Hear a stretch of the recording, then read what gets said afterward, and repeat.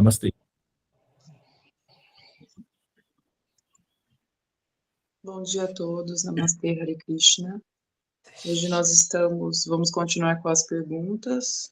Semana passada, nas outras semanas, o Prabhu vem respondendo perguntas sobre a transcendência. E hoje nós temos uma pergunta, acho que uma última pergunta da Caromila. Vamos lá. Temos uma dúvida. Tenho uma dúvida. Todos os seres que vivem nesses planetas celestiais, né? Acho que ela está falando dos planetas celestiais. São seres que já viveram uma experiência humana ou viveram em planetas inferiores? Aí vamos seguindo. Essas moradas são criadas da inteligência da mente, correto?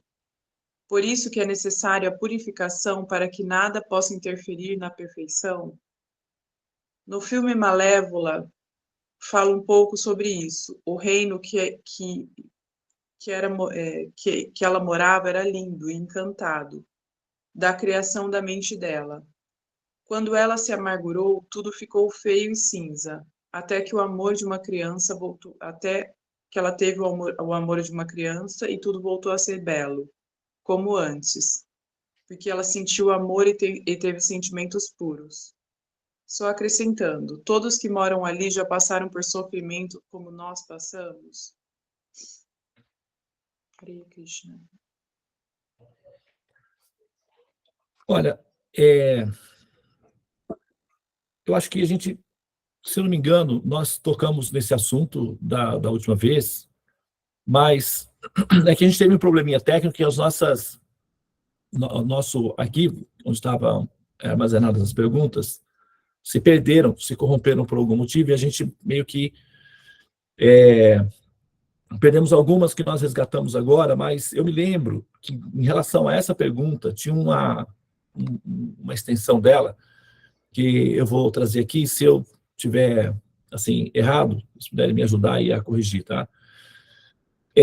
A pergunta tinha a ver com o fato de, porque nós, no último Sadhu Sangha, nós mencionamos que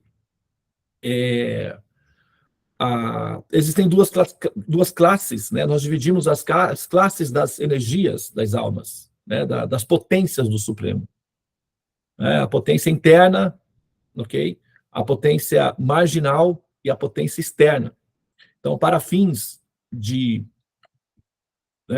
didáticos, para nossa racionalização do absoluto, o absoluto, embora ele seja inapreensível, inconcebível, ilimitado, etc., ele não é irracional.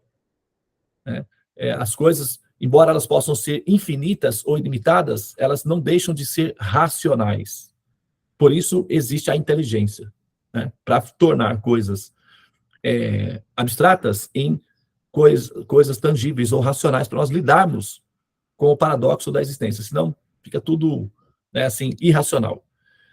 Então, foi perguntado por que, né, que nós, ao invés de já ter, por que nós somos potências marginais?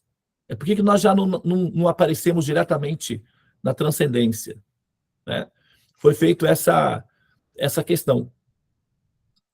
Porque nós temos que passar pela experiência da simulação, né, o chamado mundo material. As almas passam pela simulação, são maturadas na simulação através da didática de repetidas vidas. Então, ela tem diferentes pontos de vista da existência, e ao experimentar a variedade de posicionamentos ou de pontos de vistas, ela consegue fazer uma elaboração mais consistente, né, do fenômeno que está em andamento, que é o ato de existir. Por isso, as diferentes vidas, diferentes formas, homem, mulher, etc., para que a alma tenha diferentes experiências e diferentes posições de ângulos, para que ela consiga produzir um mosaico, que é uma tese final de existência, ou seja, por que, né, nós existimos. E alcance, claro, com essa variedade de experiência, a maturação que é necessária, e essa maturação necessariamente passa pela experiência da empatia. Não há evolução sem empatia.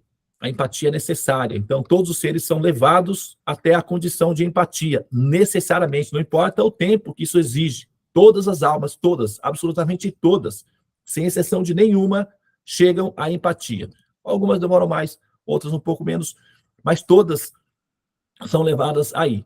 Quando o espírito ele é um pouco mais orgulhoso, digamos assim, então a energia ilusória, que é a máquina, vai macerar esse espírito, ou seja, vai literalmente vai macerar esse espírito até que o orgulho dele seja transformado em combustível, ou seja, adubo, né, seja totalmente dilacerado e se transforme em adubo para que esse ser, então, renasça dessas condições inferiores, que é a violência e o orgulho.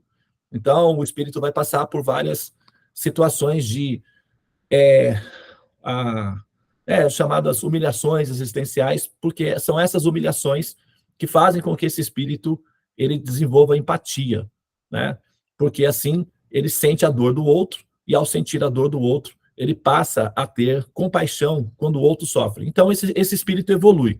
Quando ele alcança empatia e compaixão pela dor do outro, ele também automaticamente vai eliminando a sua própria experiência de dor e vai aumentando a sua experiência de Ananda. Ele se acostuma com Ananda e passa para a transcendência. Então, basicamente, é um sistema mecânico em que o ser ele se liberta das condições de egocentrismo, e o egocentrismo envolve a violência e o orgulho. Então, essas condições nossas de espíritos caídos na ilusão é primeiro revista para que o ser possa ir adiante. E para isso existe a fase humana. E a fase humana tem a ver com a violência e com o orgulho. Por isso que no mapa astral, no sistema de astrologia, o sistema todo começa pelo signo de Áries, que é regido pelo planeta Marte. E Áries é a cabeça do zodíaco. Então, a humanidade toda é regida por esse mecanismo, né? Que começa por Áries, que é a cabeça, que é regido por Marte.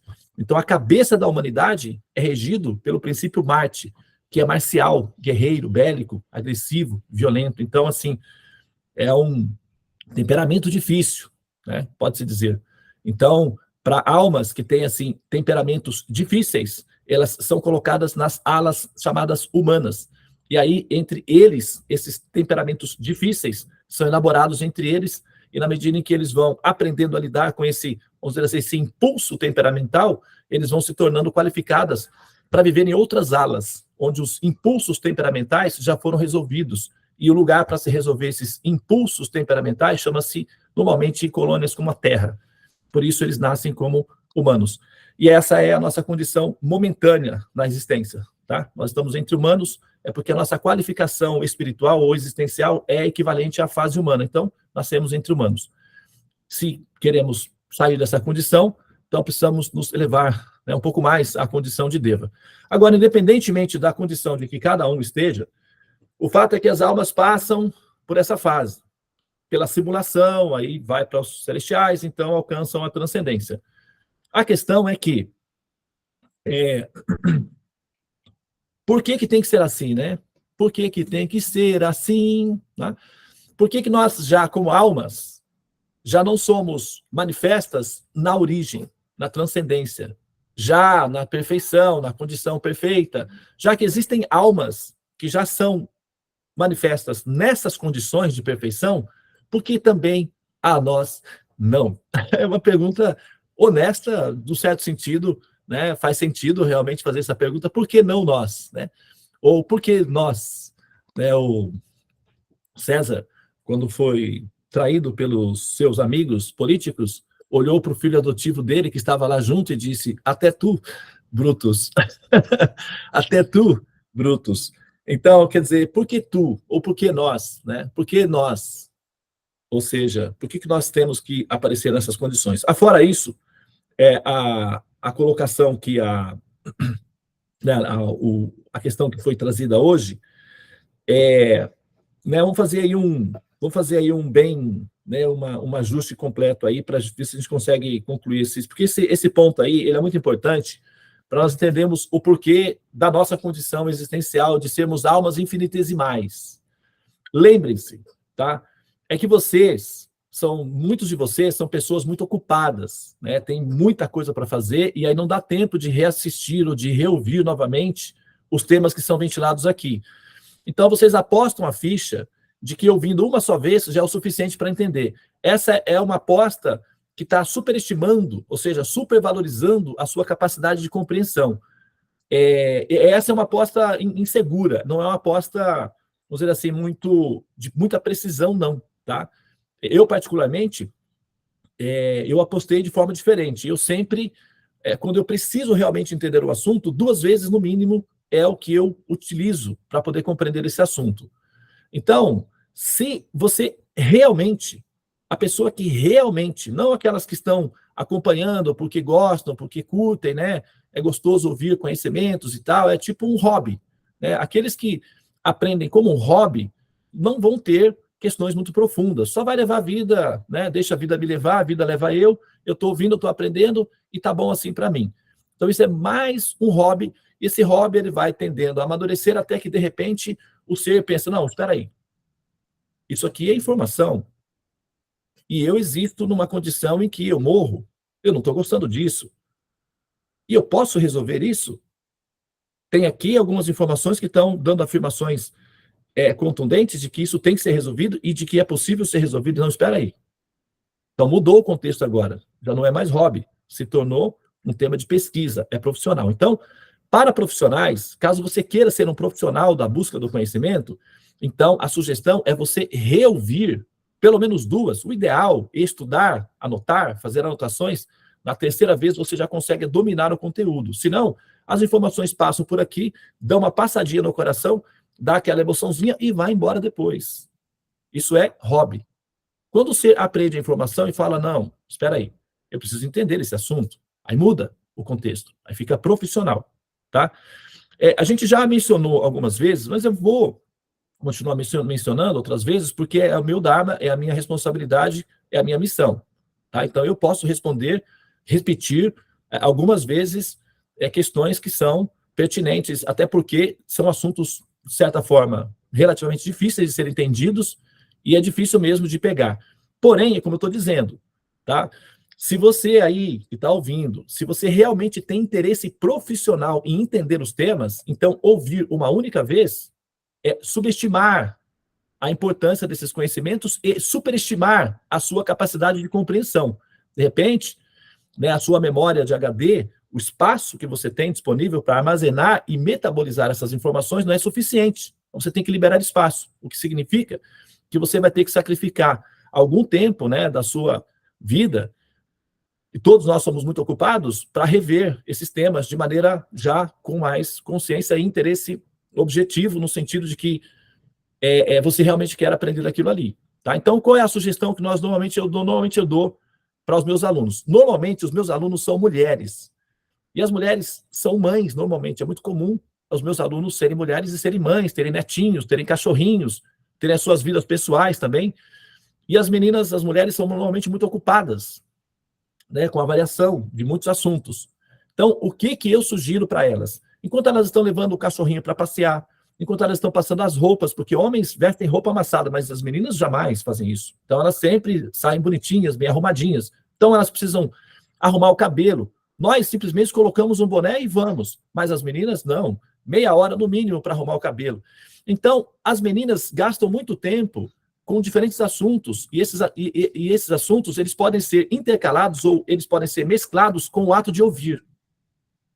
Então, arrumar o cabelo enquanto ouve, passear com o cachorrinho enquanto ouve, passar a roupa enquanto ouve, fazer o próprio almoço enquanto ouve, arrumar o quarto, dá para ouvir. Então, assim, o segredo é ouvir enquanto você faz as suas coisas, porque você não tem tempo. Eu não tenho tempo. Nós não temos tempo. O tempo não vai, assim, agora está aí, eu tenho todo o tempo. Não é assim. Nós não temos tempo, correto? Isso já está certo, que nós não temos tempo. Então, o que nós temos que fazer? Já que nós não temos tempo, nós temos que ganhar tempo, produzir tempo. Entre um tempo e outro, nós achamos uma frestinha e encaixamos aí alguma coisa que é valiosa para nós. Ouvir. Todo o processo chama-se Shravana. Shravana significa ouvir. Não precisa parar na tela parar para olhar na tela e ficar me vendo. Não é necessário. Basta ouvir. Os conhecimentos você adquire ouvindo. E se você não usar bem o seu tempo para melhorar a sua performance em termos do seu interesse pessoal em aprender,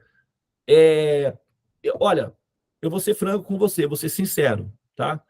A vida, não sei se você já reparou, é um jogo. Não sei se você já notou isso daí, é um jogo, tá? E jogadores profissionais costumam ser produtivos. Jogadores amadores costumam ser lamentosos e, assim, acumular uma série de fracassos. E eles se acostumam ao fracasso, considerando que o fracasso é um padrão, e não é. Tá? O fracasso é uma exceção. Em geral, todas as almas evoluem. Todas, absolutamente todas. E se você quer evoluir, se você realmente tem interesse em progredir, em dar passos adiante na sua existência, então você tem que se tornar um jogador mais atento. Você tem que se tornar um pesquisador de maior tolerância à observação. Tá? Ontem, eu fiz uma experiência comigo, um laboratório, né? Uma experiência laboratorial. Eu saí daqui de ônibus e fui até São Paulo. Durou mais ou menos umas 3 horas e meia esse processo, porque eu tive que parar, baldear e tal, e voltei. Então, eu contei, no total, são 7 horas e meia. Eu falei comigo mesmo, eu vou fazer uma experiência, vou ter uma experiência de uma pessoa comum. Como é que seria ser uma pessoa comum com 7 horas disponíveis? Porque eu vou viajar, são 7 horas disponíveis. Não vou levar livro, não vou levar material de trabalho, de pesquisa, nada. Só vou levar o meu celular, coloquei um valor lá no meu celular para ficar disponível, né, para ter acesso à internet, e vou ficar só olhando esses vídeos que o pessoal manda. Vou me distrair, vou me deixar ser meramente normal, vamos dizer assim, humano, para ver o que acontece. E olha, acreditem, não foi difícil passar 7 horas olhando vídeos aleatoriamente. Entende? E eu pensei, se essa é uma condição, literalmente uma condição aprisionadora. Se eu não tomar as rédeas, se eu não determinar o que eu vou fazer, a minha mente vai determinar o que eu vou fazer. E o que ela está acostumada a fazer, ações que levarão a mim à morte. Que é o que ela fez durante centenas de vidas. E em todas elas, eu morri. Tive que passar pela experiência de morrer. Então, se eu deixar a minha mente conduzir as operações, certamente o resultado já é previsível. Isso é uma estatística. Eu gastei 7 horas assistindo vídeos aleatórios. Alguns eram até interessantes, culturais e tal. Mas o aproveitamento deles era de uma média de 12% a 15% no máximo. O resto era simplesmente distração mental. Somente. Eu descobri que nós temos tempo. A gente coloca a nossa inteligência naquilo que nós queremos, no tempo em que nós queremos, mas tempo temos. Então, a minha sugestão é que você se esforce um pouco mais e sacrifique o tempo para esse propósito, para aprender. E na medida que você aprende, você vai recebendo os prêmios que você recebe por se esforçar em evoluir. Porque também tem isso. Tá? Tem prêmios. Tem experiências, tem realização, tem compreensões que estão disponíveis só para aqueles que se esforçam sinceramente e querem. É um processo de evolução. E é um jogo também, ao mesmo tempo, em que os jogadores mais atentos passam. Os que não são, ficam. É como num jogo de videogame, exatamente como num jogo de videogame. Se você ficar atenta, passa para a próxima fase. Se jogar com displicência, a bombinha vem e pá. Ah, mas aí tal, mas pois é, né? Tem que olhar na tela. Se olhar para o amiguinho, ou se for olhar para a rua, aí vem a bombinha e bate em você. Você tem que ficar atenta para desviar os obstáculos. Então tem que melhorar a atenção. Tá? É uma sugestão para vocês aprenderem esses conhecimentos. Porque senão, você ouve os conhecimentos, é bom, já é um excelente começo, tá? Isso é piedoso, mas não é o suficiente para que você os compreenda. E se você não os compreender adequadamente, as dúvidas acerca do Supremo permanecem. E aí, o seu medo também. Então, os medos desaparecem quando a compreensão entra, quando a compreensão chega, tá? Então, eu queria, né, colocar essa sugestão para que vocês aprendam a como aprender, que é ouvindo. Shravana é o processo. Então, aproveitem. Ah, vou fazer uma caminhada de 30 minutos. Que legal. Então, vamos ouvir aquele assunto. E aí vai. É assim que funciona. Se você não fizer isso, não consegue superar também o tédio filosófico, que é o problema que nós temos. Nós nos entediamos com conhecimentos que exigem o nosso sistema neurológico e amamos coisas bobinhas, que não exigem muito de nós e que nos fazem rir. Nós somos infantis, de certa forma. Tá? É bom, de vez em quando, rir para relaxar, mas quando isso se torna um hábito contínuo, isso é infantilidade, é um tipo de, sei lá, tem que ficar atento, tá? O que está acontecendo aí, tá bem? Então, não estou dizendo que vocês fazem isso, mas tem gente que faz. Então, não vá por esse caminho, porque eles caem fácil, tá? Eles caem aos montes. Então, vamos lá. Ó, nós falamos que existem 3 classes de potências que são definidas para ser racional. O absoluto é infinito, mas para nós tem que ficar racional, senão a gente se perde, porque nós não somos infinitas, nós somos infinitesimais, então não é compatível. Logo, o absoluto tem que facilitar a nossa vida, ou seja, nós precisamos racionalizá-lo de uma maneira dentro da nossa dimensão. Para isso, o mecanismo da inteligência é utilizado. Então, a inteligência converte o infinito no finito, e aí isso fica visual ou racional, tá? Então, agora, as 3 potências, potência interna, a marginal e a externa, ok? A potência interna, ela é de uma calibragem nível Vishnu. Toda entidade, toda expansão, todo ser que surge a partir dessa potência é Deus, é nível Deus.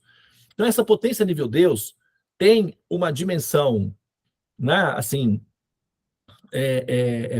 de uma dimensão de uma riqueza de poder mais ampla, tá? Entende? Então, assim, se nós queremos fazer parte dessa potência a nível Deus, então, de certa forma, nós queremos ser Deus. Num certo sentido, para que nós tivéssemos esse nível de realização ou de perfeição, nós deveríamos ser Deus. Tá? Mas a questão é que nós não somos Deus. Nós somos expansões de Deus, variações de Deus. E nessa variação, dessa potência até chegar a essa potência, nós são 3 potências, potência interna, marginal e externa. Dessa potência até chegar a essa potência, existe uma infinidade de outras potências, que são todas elas partes integrantes da categoria Deus. Então, quando tem potências que são muito parecidas com as potências marginais, que é a nossa condição de potência, mas que são potências Deus. E essas potências Deus, elas são mais adultas. Elas não são seres que passam, que têm a experiência, que a sensação, que tem a experiência de sentir-se a si mesma como um ser que passou a existir, como nós temos. Nós temos essa experiência, que é a sensação de ter passado a existir. A potência Vishnu, ou a potência interna, não tem essa experiência. Porque essa potência, ela está sempre consciente da própria existência.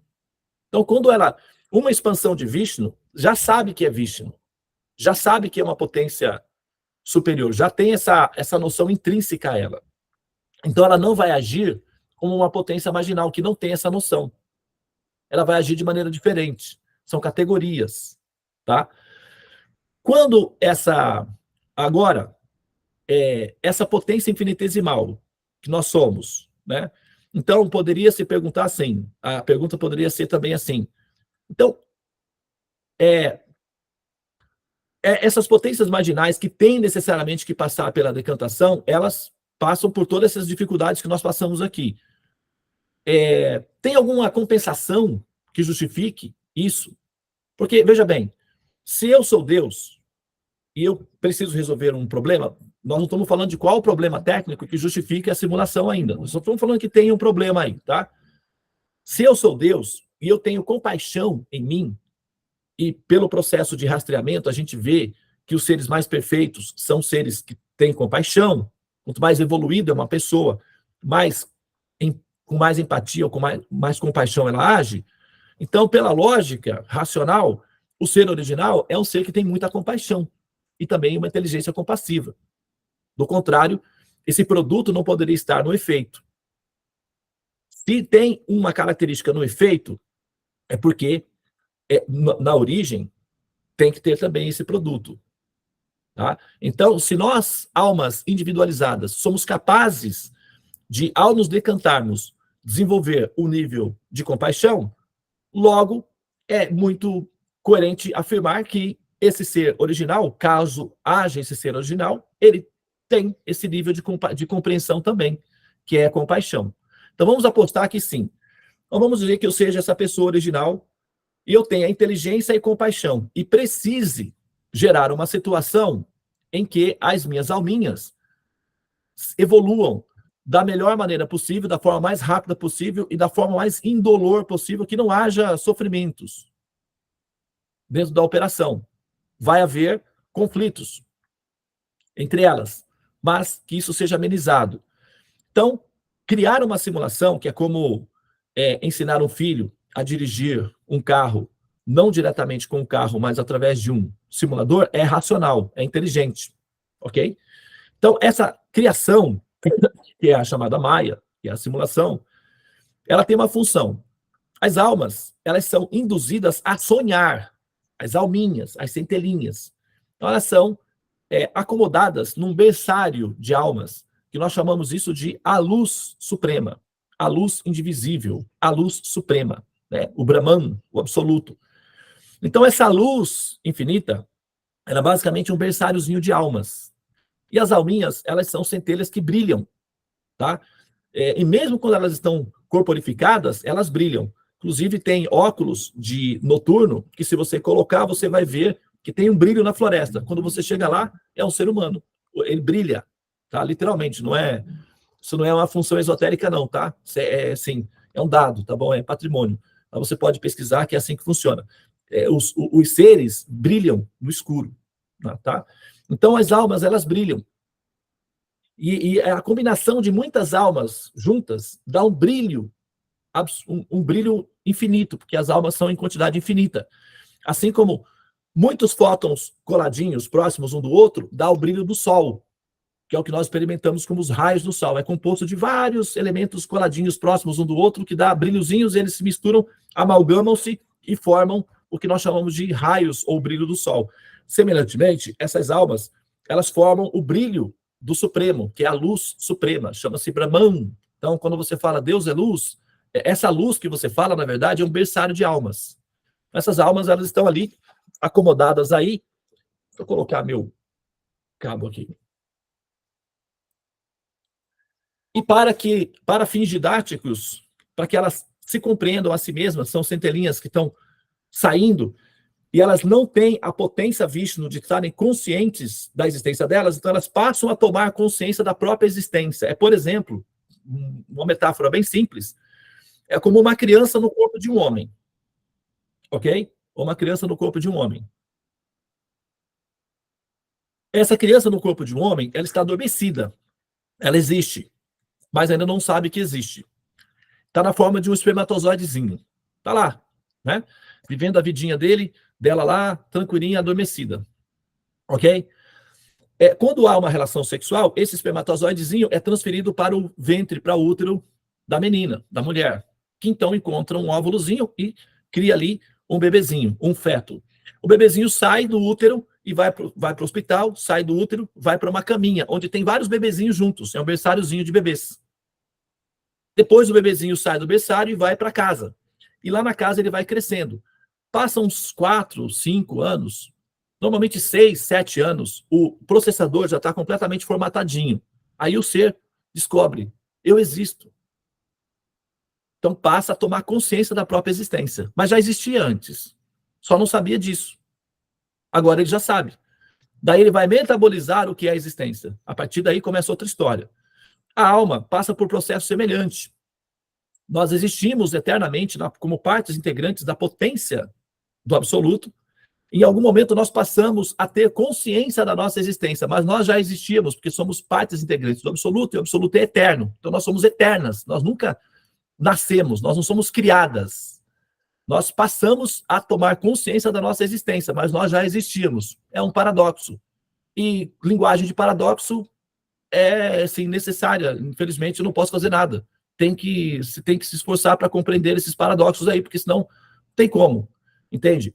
A linguagem analógica é de uma forma. Ah, foi feito assim, assim, assim. E a linguagem mais sofisticada vai exigir que você, né, tenha um pouco mais de versatilidade para entender como as coisas funcionam.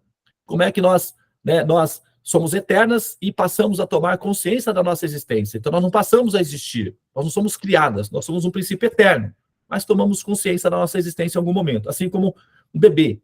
Também é assim. Então, essas almas, essas consciências, elas são induzidas a sonhar, tá? Elas são motivadas a sonhar. E esse processo é uma potência chamada Yoga Nidra. O nome em sânscrito é Yoga Nidra. Nidra significa sonhar. Aqueles que sonham.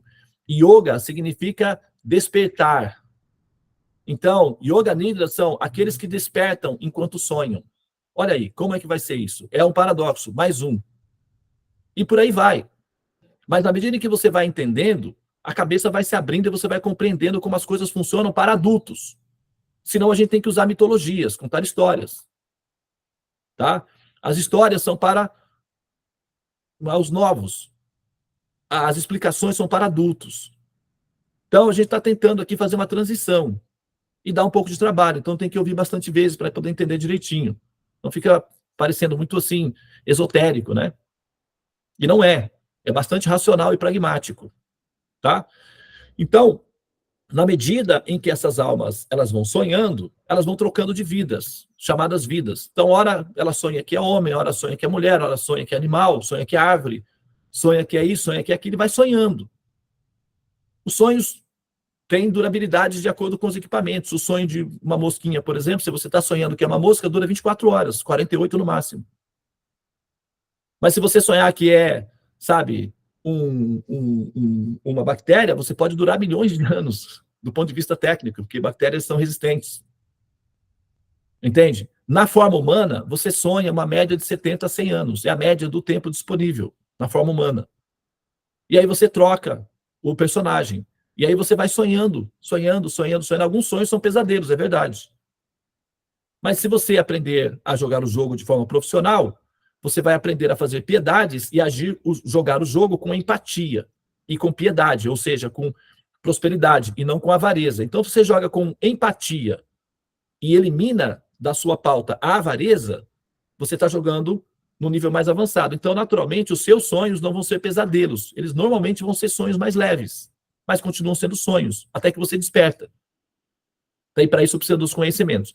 Então, esse processo, quando o ser desperta, aí passa toda aquela epopeia que nós temos falado nos últimos sadhusangas, que a pessoa nasce num celestial, vai para a transcendência, etc. Agora, essa evolução, ou esse movimento, diz respeito ao fenômeno da entidade viva infinitesimal, ou seja, a nossa potência, a nossa categoria. Tá? Então, quando nós estamos envolvidas na simulação, no processo de aprendizagem, nós temos, normalmente, se você pegar a sua vida, sendo sincero, tá? Não sendo vitimista, porque a linguagem dos vitimistas é terrível, porque eles, sabe, aquela história, como é que chama? Fala assim, procurar pelo em ovo. Né? Você pega um ovo e fica procurando um pelinho ali, até achar, né? Assim, os vitimistas vão encontrar motivos para dor e para sofrimentos até onde não existe. Se não existe, eles criam. São peritos em criar dores e sofrimentos. É uma coisa cansativa, entendeu? Infantil demais. Então, se o ser vai entrar por esse caminho é infinito, ele é eterno. Agora,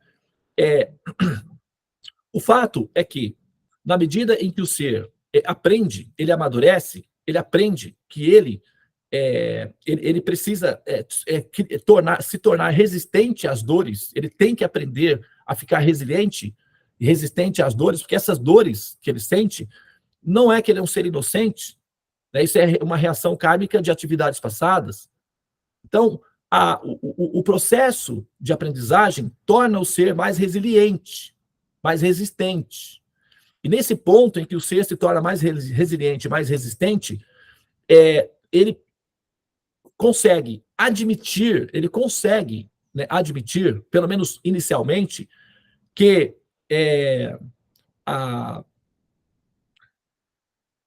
ele consegue libertar-se no coração desse ressentimento de que há Deus e há eu.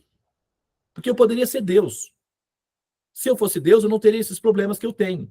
Seria muito mais fácil se eu fosse Deus. A lógica é essa. Porque essas potências internas são potência Deus. Então, se eu for potência Deus, eu não sou potência marginal. E se eu não sou potência marginal, eu não tenho problemas. Então, eu já sou Deus. E esse é um dos problemas que gera ressentimento e está baseado numa inveja existencial, fundamental de Deus. O fato de querer ser Deus. Né? Agora, isso também não significa que o nosso problema acaba, só porque nós nos livramos, primeiramente, desse, né, princípio de inveja. Como, por exemplo, quando nós, por exemplo, temos que trabalhar firmes, né, 8 horas, de repente, até mais por dia, para poder conseguir pagar as nossas contas e ali com dignidade ter alguma distração, enquanto outra pessoa não precisa trabalhar, os pais são ricos, tem uma mesada significativa, e essa pessoa tem bastante tempo disponível para passear e eu não. Aí eu fico ressentido porque aquela pessoa tem essa condição de vida e eu não. Basicamente, sem inveja. Né? Então, o que nós fazemos? Nós trabalhamos honestamente. Né? E se nós entendemos as leis do karma, nós vamos entender que aquela pessoa está recebendo os méritos pelas ações piedosas que ela realizou em vidas passadas, e por isso agora ela está desfrutando dos recursos, e eu estou produzindo as minhas piedades agora. E no futuro, ou nessa vida ainda, ou na próxima vida, que seja, eu vou desfrutar também desses recursos. Então é uma questão de tempo, até que eu também tenha essas condições. Então eu não preciso invejar a outra pessoa, porque ela já está lá. Eu só tenho que me esforçar aqui, no que eu estou fazendo aqui. E ser feliz de saber que a felicidade é possível, porque outras pessoas são felizes. Então é possível a felicidade. Então eu também posso. Só que eu tenho que trabalhar para isso. E com dignidade e honestidade fazê-lo. E não ficar olhando a vida dos outros. É assim que pessoas honestas fazem. Elas se inspiram na felicidade dos outros, na prosperidade dos demais. Mas elas não ficam ressentidas porque algumas são prósperas e ela não. Algumas são belas e ela não. Algumas são felizes e ela não. Né? Pessoas honestas e espiritualmente evoluídas não sentem inveja das demais. Elas trabalham sinceramente, com dignidade, para se melhorarem a si mesmas. Mas elas não invejam os demais. É assim que funciona aqueles que compreendem bem a lei do karma. Aqueles que não compreendem a lei do karma ficam ressentidos o tempo todo com aqueles que têm uma perfeição maior que a nossa. E sempre vai ter pessoas mais perfeitas, mais prósperas que você, ou mais bem posicionadas que você, e pessoas que são menos. Entende? Então, se você inveja aqueles que são mais bem posicionados, aqueles que são menos vão invejar você. E a vida se torna caótica, porque você tem ressentimento daqueles que te invejam, e você tem ressentimentos porque você não tem aquilo ou a vida que outros têm. É uma vida de ressentimentos coletivas. E isso chama-se uma clínica. Então, para a gente sair dessa condição, precisa realmente jogar o jogo da maneira como o jogo funciona. Então, você tem que ser rápido, inteligente, interessado em assuntos evoluídos e piedoso e compassivo, com inteligência, com firmeza. Não é ser bobo, né? Se permitir ser explorado ou maltratado, não é isso. Tem que ser amor com firmeza, com inteligência, rapidez, interesse em conhecimentos superiores e compreender os conhecimentos para entender como é que funcionam as leis do karma. E aí ir adiante. É assim que funciona, tá? Então, quando a gente chega num ponto em que nós entendemos que a existência do absoluto é dividida em etapas, em partes, e que nós somos a parte menor. Poderíamos não ser essa parte menor também, poderíamos ser a parte maior, mas aí entra esse processo que é a inveja substancial da existência do princípio Deus, porque se nós somos Deus, tá ok, tá resolvido. Agora, se vocês observarem, agora vamos ver o seguinte, haveria alguma vantagem em ser uma alma infinitesimal? Haveria alguma compensação?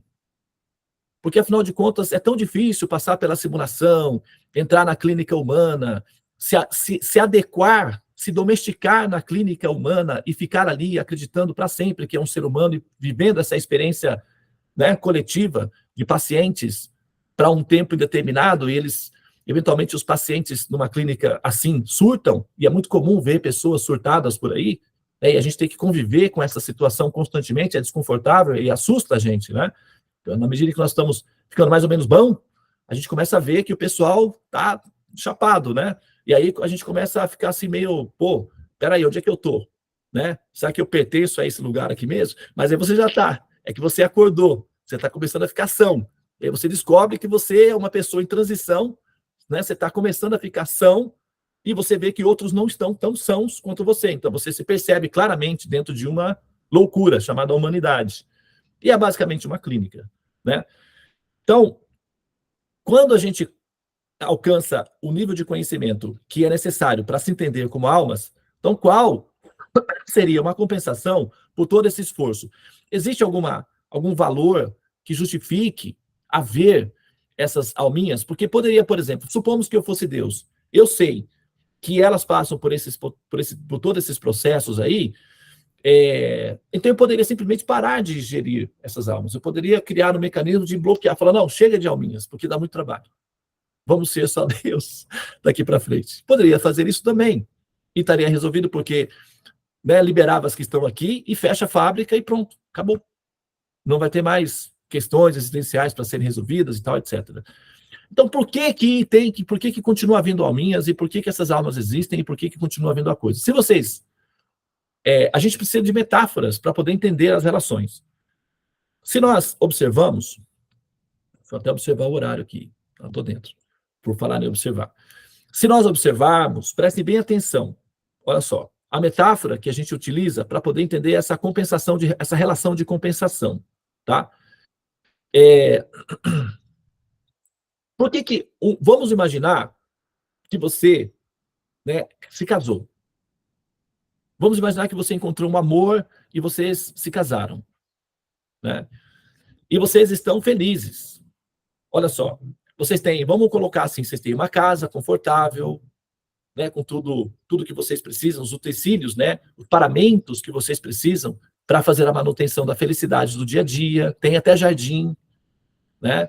E se essa casa for numa praia, por exemplo, ou se você, né, de repente vocês têm uma casa na praia para eventualmente ir, para desfrutar alguns momentos de felicidade juntos. Olha só que maravilha. Vocês estão perfeitos. Assistem o filme de boa, e aí, quando está com soninho, já dorme ali mesmo, pode ser no sofá, em algum lugar. O importante é curtir a vida. E, de repente, vocês sentem um impulso terem filhos. Ou então, simplesmente acontece filhos. Né? A menina fica grávida. O casal fica super feliz. Entra em êxtase. O pai chora, a mãe fica feliz. É um oceano de felicidade. Mas a vida ficou caótica. Virou um caos. A mãe começa a enjoar, e aí pronto, o relacionamento sexual fica comprometido. Porque como é que você vai ter momentos românticos, eróticos, com uma menina que enjoa do cheiro do menino, por exemplo? Tem mulheres que são assim, né? Tem mulheres que enjoam do rapaz, do marido. Não pode sentir o cheiro que tem ânsia de vômito. Aí teve um caso de um rapaz, coitado, que ele teve que alugar um apartamento para ele. Porque assim que ele chegava em casa, a mulher começava a vomitar. E era o cheiro do perfume que ele usava. Ou ficou impregnado no corpo, sei lá, os efeitos que dá na vida aí, sei lá, né? Mas ele teve que passar a gestação inteira só falando com a mulher por vídeo. Não é que ela não amasse ele. Ela sentia saudades dele, mas não podia chegar perto, porque o cheiro dele, né, a questão da química interna fazia ela sentir ânsia de vômito, e ela ficava numa crise terrível. Algumas vezes ele teve que levar ela no hospital. Aí chegou no hospital, a enfermeira disse, meu marido, meu pai querido, você vai aguentar aí uma notícia aí, ela é enjoada, ela enjoou de você. Aí foi que o casal veio até mim para fazer o mapa, para entender o que estava acontecendo. É muito simples, isso passa. Mas, então, tem um filho, o casal se amava muito, eles choravam, olhando assim na tela, conversando, eles choravam de saudades, não podiam se encontrar, porque tinham um filho, mas estavam felizes, porque um filhinho estava vindo. Bom, depois o filho nasce, né? Esse casal foi um exemplo específico, mas tem muitos outros, vários tipos de problemas, né? Questões. Interrompe o êxtase erótico do casal. A libido da mulher baixa, por quê? A libido feminina, ela é muito produtiva, fica em alta, para estimular o menino a oferecer, né, as prosperidades, que são os filhinhos. Quando o princípio feminino recolhe essa prosperidade, o estímulo abaixa, então ela não produz tantos feromônios. Então, não há estímulos sexuais. A libido do menino também abaixa, do homem abaixa, porque ele não está sendo bombardeado com estímulos. Então, a libido decai. É muito comum que casais se separem no segundo filho. Muitos casais não aguentam essa terapia. No segundo filho é muito comum. Existem até tratamentos para o segundo filho, psicológico para casais. Porque no primeiro filho é uma emoção. A pessoa suporta tudo porque é tudo novo. Tudo, mas no segundo, ele passar por todo aquele processo novamente e com a libido baixa, é aí que o homem, muitas vezes, é seduzido por outras mulheres, ele se envolve com amantes, trai as meninas, é muito comum nessa fase do segundo filho, né? Por conta disso, que baixa a libido da mulher. Então, filhos geram caos na vida social de um casal. Mas aqueles que são amorosos, que se amam de verdade, suportam essas pressões aí e continuam com os filhos, a família vai para frente. Porque o amor é forte, então não é porque a libido baixou que o amor baixou. Não, a libido pode baixar, mas o amor continua em alta, forte, é assim que tem que ser. E aí a família se mantém. E aí vai. Mas aí o que acontece? Aí não tem mais cineminha à vontade. Você está no clímax, naquele momento do filme lá que vai acontecer tal, e o bebê chora. Pronto, acabou tudo. Tem que desligar a televisão, dar atenção ao bebê e tal. Ah, mas vamos para a praia então, final de semana. Com a criança gripada? Não tem praia nenhuma. Vamos ficar em casa mesmo. Então, quer dizer, vira um caos a vida. E outra coisa, hein? O homem, ele vai gastar. Vamos jogar aí, atualmente os filhos estão amadurecendo mais tarde, então, antigamente com 18 eles já se viravam, saíam. Agora com 25 é a média. Então, e a universidade, né, até pós-graduação, tem pessoas que ficam até os 30 anos estudando. Então, os pais ficam investindo ali durante 30 anos, sem retorno. Então, é como se você abrisse uma empresa que você vai investir durante 30 anos e não vai te dar lucro prático. Ninguém faz isso. Mas num filho você investe 30 anos, sabendo que não tem retorno. Você não investe 30 anos num filho pensando, meu filho depois vai me dar o dinheiro de volta. Ninguém faz isso. Tem alguns que fazem, mas o normal é não fazer isso, né? Mas você vai investir 30 anos. Agora você faz uma contabilidade de quanto isso gasta. 30 anos você investindo. São milhões que uma pessoa vai ter que gastar. Tem muitos homens que não aguentam essa perspectiva e vão embora. E fogem. E largam a mulher com os filhos. Aí o governo vai lá, ele fala, não, vai pagar pensão? Não vai, então vai para a cadeia. Tem muitos homens que vão para a cadeia porque não pagam pensão. Eles querem fugir dessa responsabilidade. É muito longa. E o amor deles é menor. Então, eles não aguentam essa pressão e fogem. E abandonam os filhos com as mães. Por que as mães ficam? Porque elas são compassivas. Elas têm mais amor, mais compaixão. Então, elas suportam. Os homens não têm tanta. Por isso que é mais comum o homem fugir, deixar a mulher com as crianças, do que a mãe fugir e deixar as crianças com o pai. É muito mais comum, havia o contrário. Então, o que eu quero dizer aqui é que filhos dão trabalho. Mas, agora, vamos olhar por outra perspectiva. Tá? Numa casa, a felicidade já estava boa. O casal já estava feliz. Mas agora tem um bebezinho no berço. Como é que ficou a casa? Cheirinho do bebê, os brinquedinhos ali no chão, o barulhinho do bebê. Voltar para casa, saber que você tem um bebezinho lá para cheirar, para brincar, para abraçar, para conversar. Vocês já tiveram experiência assim? Não tenho filho. Mas vocês têm experiência de bichinho de estimação? Que você vai para casa e você chega em casa, ele vem correndo e abraça você, e você faz carinho. Assim, a maioria das pessoas tem essas experiências. Isso é amor. Mas o bichinho de estimação, você tem que dar ração, você tem que limpar o cocôzinho. Dá muito trabalho. Mas ainda assim você os quer. Filhos, dá muito trabalho. O investimento é altíssimo. Não tem retorno financeiro nenhum. Muitas vezes, prejuízos muitos. Mas ainda assim, nós os queremos. Que força é essa? Que nos convence a fazer uma coisa irracional e nós fazemos com prazer ainda. Será que a gente tem algum problema? Alguma coisa na cabeça que está errado?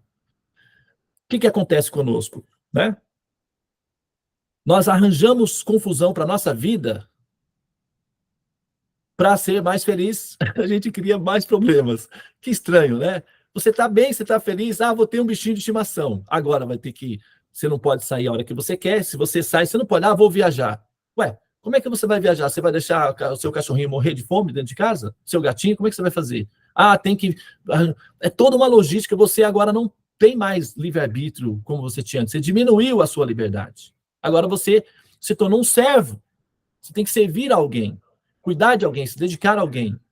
Você diminuiu a sua liberdade, você diminuiu o seu potencial de felicidade, mas ainda assim você está mais feliz. Que estranho.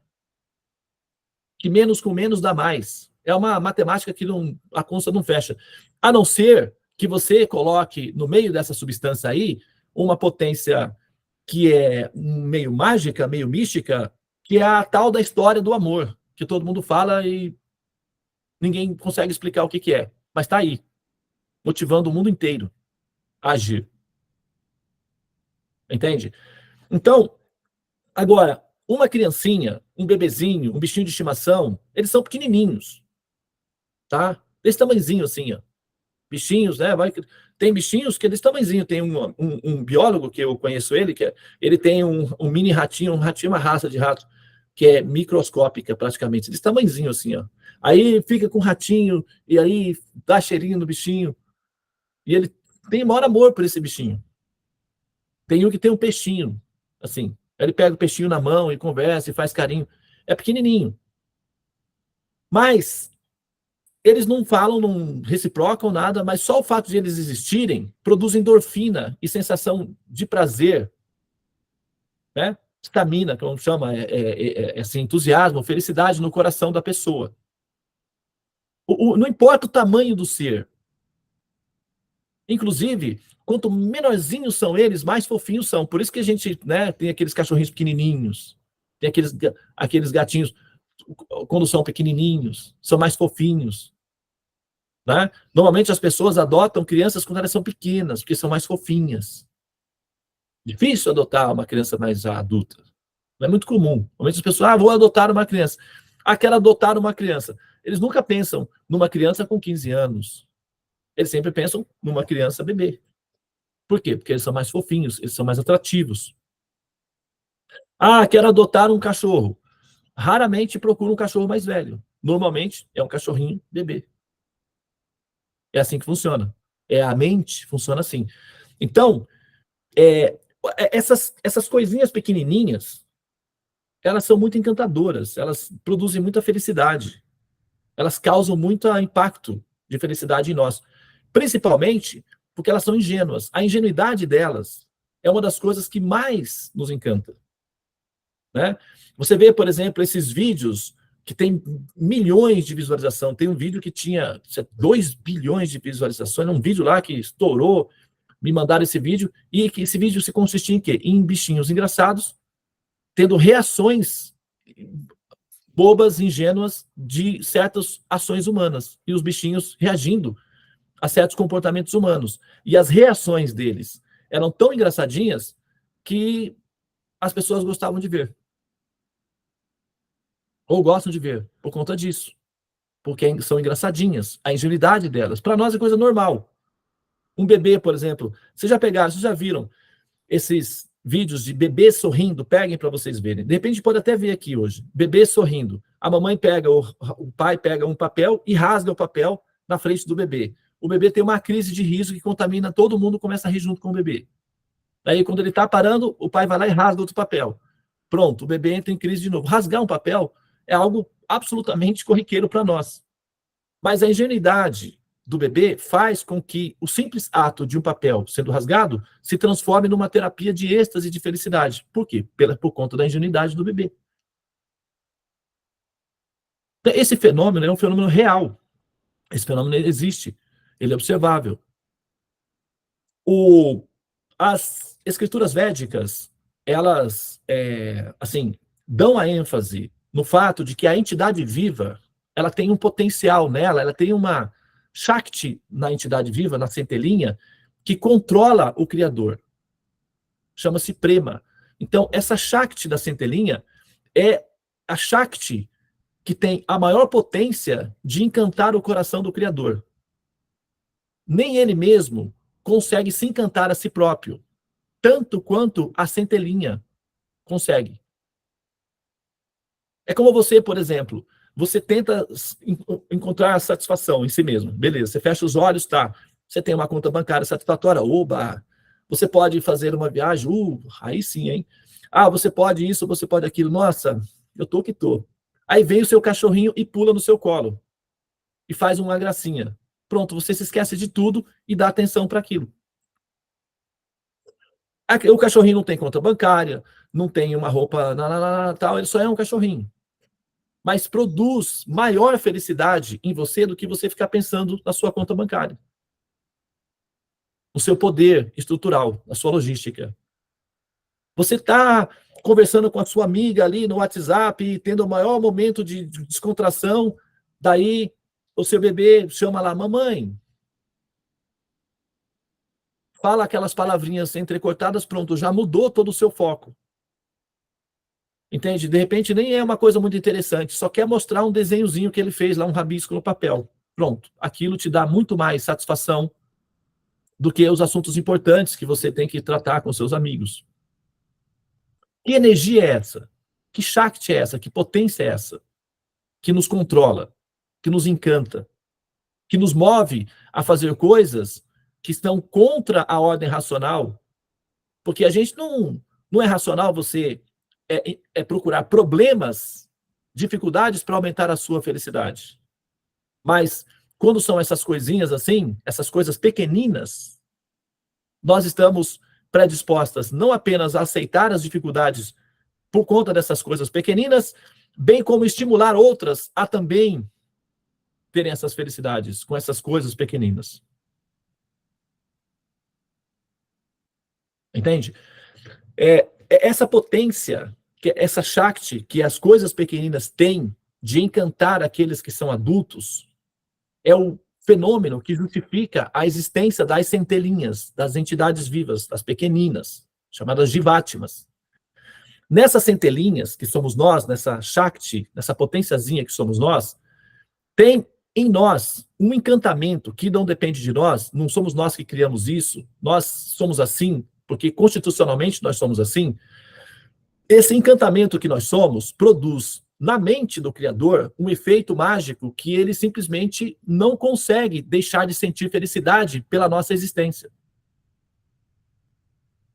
Por isso é que ele não fecha a fábrica. Por isso é que essas ondas de almas continuam ilimitadamente para toda a eternidade e não tem previsão de parar, porque produz nele uma sensação tão intensa de felicidade que ele não tem nenhuma intenção de parar com isso. Uma mãe, por exemplo, em êxtase com o seu filhinho no colo, vamos imaginar uma situação tal.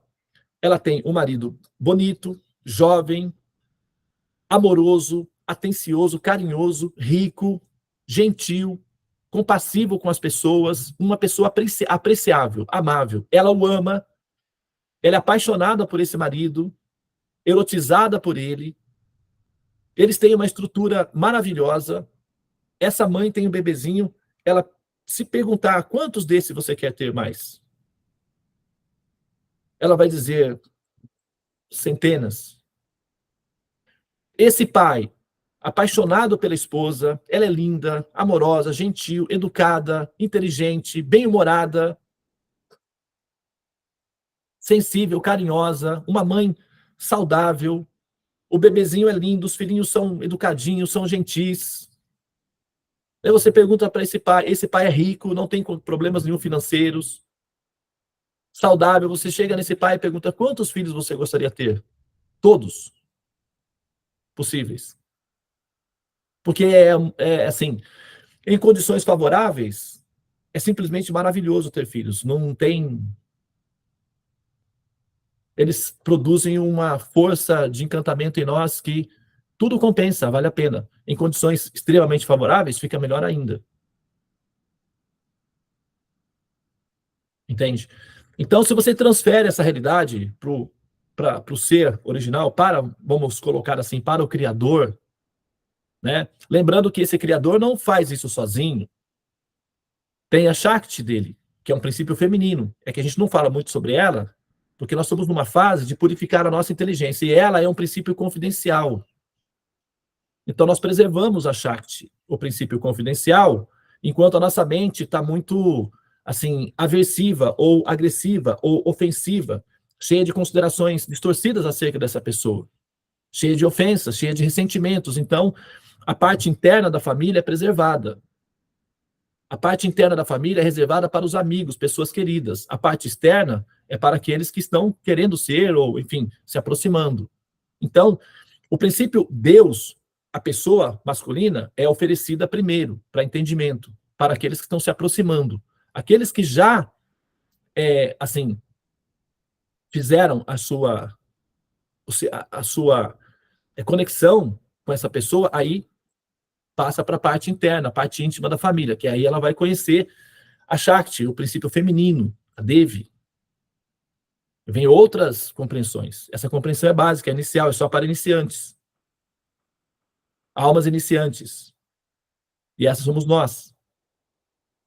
Tá? Então, para finalizar então a minha fala aqui, tá? O que justifica toda essa, né, essa epopeia das almas? Por que essas almas existem? Por que nós existimos? E a compensação que existe em função disso. Nós, as centelhas, são o princípio que produz alegria no reino de Deus.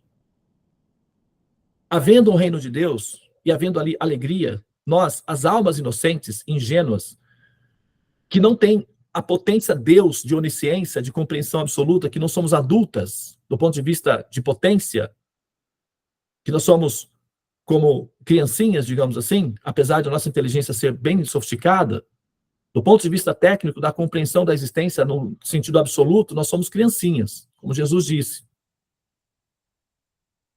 E as criancinhas são o que dão alegria na família.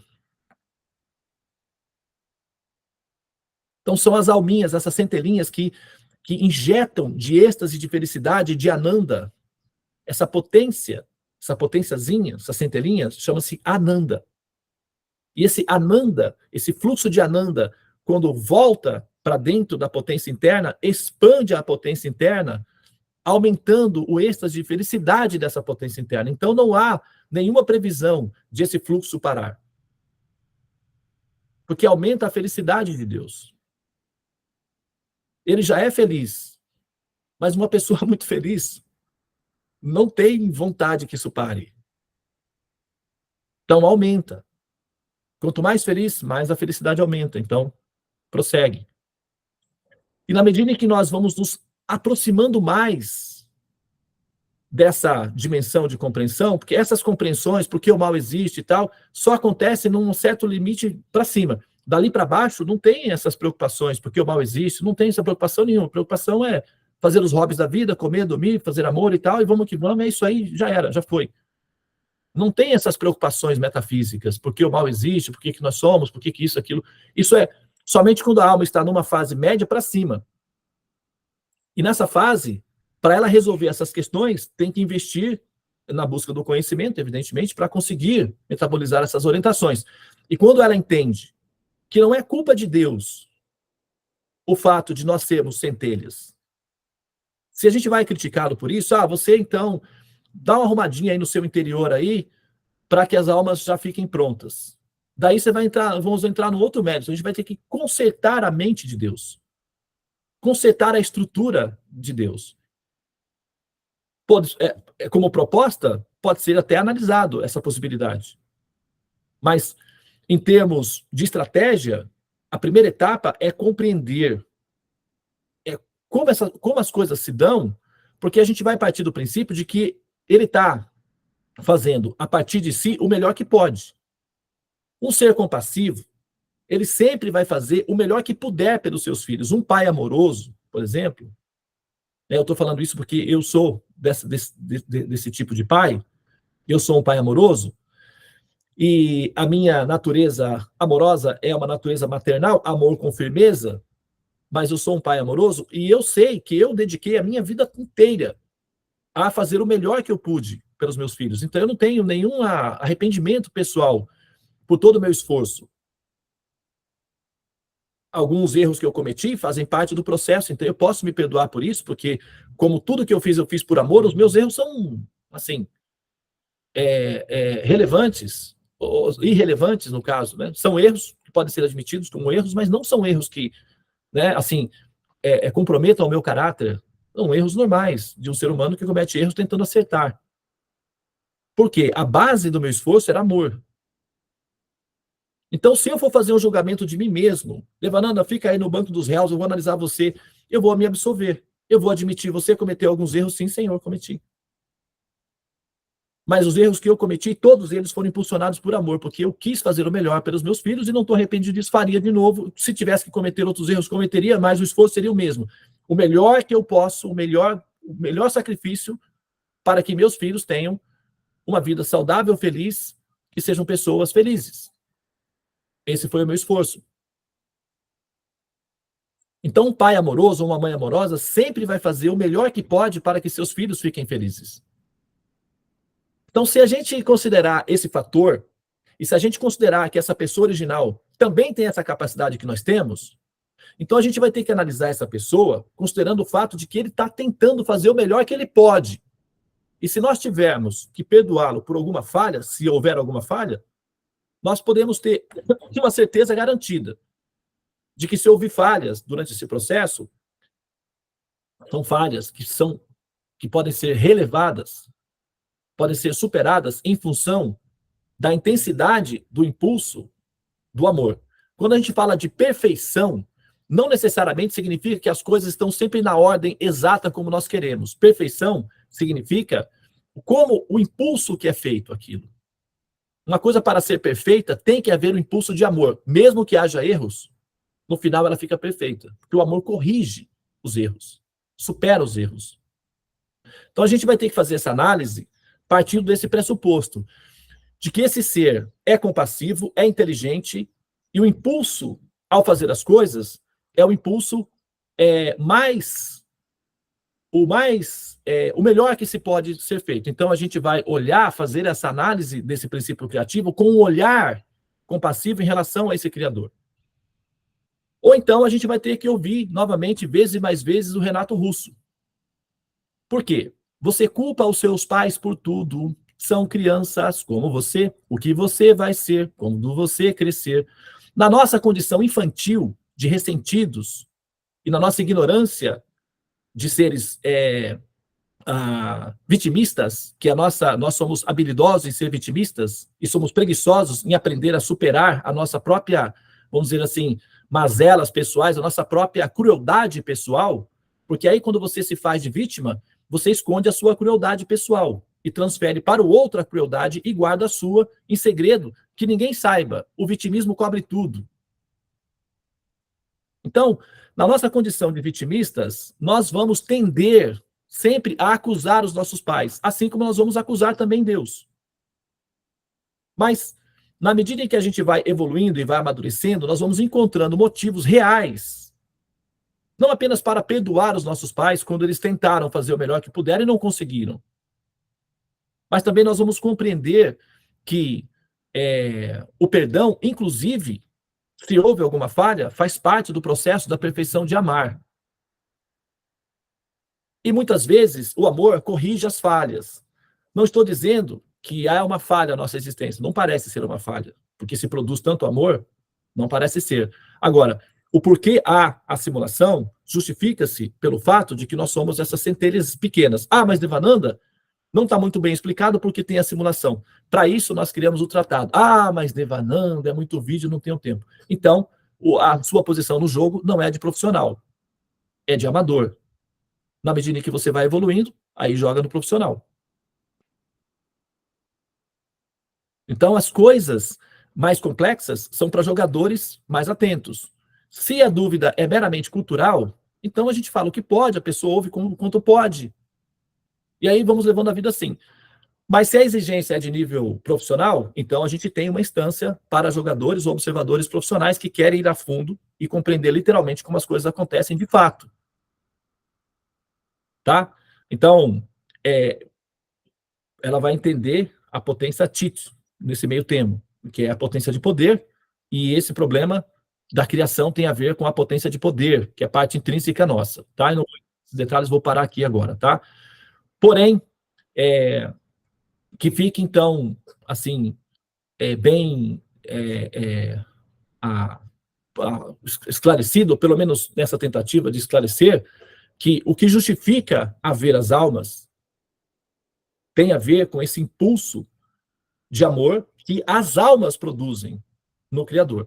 Então, essa função tem que estar na operação e não é meramente repetitivo, a gente observa na criação, nas nossas relações, como metáfora, para poder entender esse processo. E essa criação, ela é criada, ela é gerada especificamente para maturar essas centelhinhas pequenininhas, essa potência pequenininha chamada Shakti. Tá? E aí, essa Shakti aí é que vai, então, nutrir ou fecundar a transcendência com Ananda. É essa Shakti que aumenta a Ananda, ou a bem-aventurança da transcendência. Ok?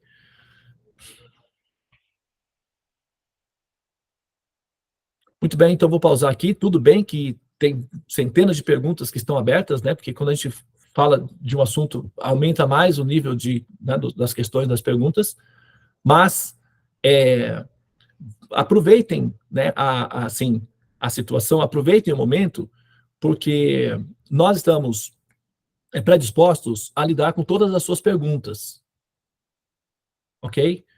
E agora, você vai assimilar essas respostas na medida em que você considera o retorno dessas respostas com a dignidade que os sábios merecem, porque esses conhecimentos, eles vêm da sabedoria védica. E na medida em que você se relaciona com essas informações com a dignidade que os sábios merecem, ou seja, com atenção, né, os nossos vídeos têm pouquíssimas visualizações. Até porque nós somos uma comunidade pequena, tudo bem. Mas mesmo entre nós, indica que eles não são procurados. Isso significa que nós não temos tempo para eles. Não nesse nível, no nível mais profissional. Nós estamos numa fase de amadores, que significa aqueles que amam ouvir. Tá bom, é um bom começo. Mas se você quer realmente compreender, então você tem que se esforçar mais e procurar as instâncias de conhecimento para, sabe, resolver aqui completamente na sua cabeça para você ter uma vida em paz enquanto você caminha. Mas se você terceirizar para nós essa responsabilidade, a gente consegue levar adiante. Entretanto, você será feliz, mas não sem ansiedade, porque as suas dúvidas causam em você ansiedade. Então você vai nos acompanhar, mas você vai nos acompanhar com ansiedade no coração. Agora, se você quer nos acompanhar com a mesma felicidade que nós temos, então tem que oferecer um pouco mais, que é tempo. E justamente o que você não tem, olha só que contradição, só a guerra traz o nosso amor em paz, né? Mas é assim que é. Tá bom? Então, é isso, pessoal. Muito obrigado pela atenção de vocês. Tá? Só esse esforço que vocês já fazem aos sábados de poder parar para aprender já é muito piedoso, e eu já te falei isso algumas vezes, isso é um ato piedoso, isso gera bom karma para você, tá? E prospera a humanidade, né? Purifica a humanidade, já que nós fazemos parte da humanidade, na medida em que nós melhoramos a nossa cabecinha, um paciente a menos piradinho aí no mundo, então já alivia a atenção para a humanidade, né? Melhora a condição da humanidade. E aí, quem sabe, até nós podemos chegar a ponto de também curar outros, né? Tratar outros pacientes que estão aí tão perdidos quanto nós estávamos e estão procurando, né? Alguém, quem sabe você, com compaixão suficiente ou com intenção de compaixão, que se importe com o sofrimento deles e queira libertá-los da condição da ignorância e do ciclo dos repetidos nascimentos e mortes, tá? Mas se não aconteceu isso ainda, não tem problema. Pode acontecer. A compaixão, o sentimento de piedade por aqueles que sofrem, é natural para aqueles que evoluem. E se você está evoluindo, então, naturalmente, esse sentimento vai aparecer a qualquer momento. Depende um pouco de conhecimento também, né? Então, aí volta lá na questão do esforço. Mas se você fizer esforço por aprender e entender que evoluir significa sentir compaixão, não só de si próprio, mas da humanidade, então, naturalmente, em algum momento, você vai se preocupar em se aperfeiçoar para poder curar aqueles que estão ao seu redor, primeiramente, né? Ok? Muito bem. Então, nós vamos pausar aqui, tá? Eu vou só ler novamente aqui o que foi trazido, né? O que abriu aqui para nossa comunicação hoje. Somini, você pode ler novamente o que você leu, só para a gente finalizar, então, e aí nos despedimos, tá? Só abrir aqui.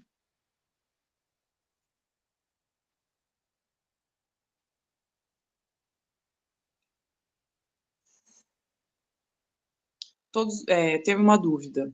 Todos os seres que vivem nesse planeta são seres que já viveram uma experiência humana em um outro ou outros planetas inferiores?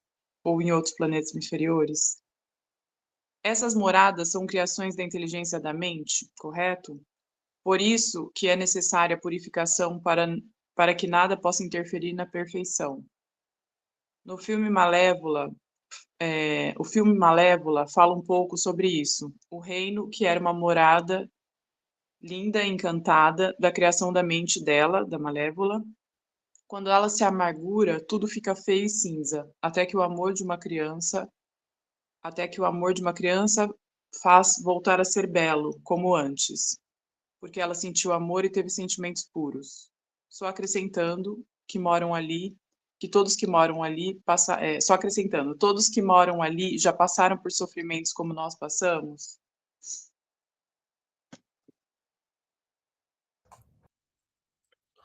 Então, eu acho que está dentro do contexto, o amor de uma criança, ou o amor da criança, né? Ou a inocência da criança nos transforma de velhos rabugentos, ressentidos, mal-humorados, desanimados, né? Em seres felizes e alegres. Então, quem puder ficar e quem quiser ficar, eu mencionei esses vídeos aí, até sabe, aqueles que querem gastar um pouquinho de tempo, que tem tempo sobrando e querem simplesmente se distrair e se divertir, tá aí, ó, uma dica boa, tá?